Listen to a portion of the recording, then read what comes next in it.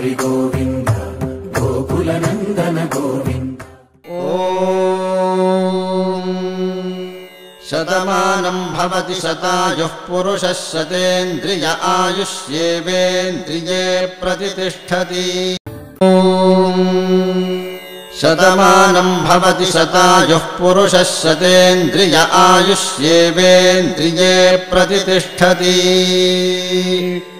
शतमानं भवति शतमानकं शतमानं भवति शतायुः शतायुर्भवति शतमानकं शतमानं भवति शतायुः शतमानमिति शतमानं भवति शतायुः शतायुर्भवति भवति शतायुः पुरुषः पुरुषः शतायुर्भवति भवति शतायुः पुरुषः शतायुः पुरुषः पुरुषः शतायुः शतायुः पुरुषः शतेन्द्रियः शतेन्द्रियः पुरुषः शतायुः शतायुः पुरुषः शतेन्द्रियः शतायुरिति शतायुः पुरुषः शतेन्द्रियः शतेन्द्रियः पुरुषः पुरुषः शतेन्द्रिय आयुष्यायुषि शतेन्द्रियः पुरुषः पुरुषः शतेन्द्रिय आयुषि शतेन्द्रिय आयुष्यायुषि शतेन्द्रियः शतेन्द्रिय आयुष्येवैवायुषि शतेन्द्रियः शतेन्द्रिय आयुष्येव शतेन्द्रिय इति शत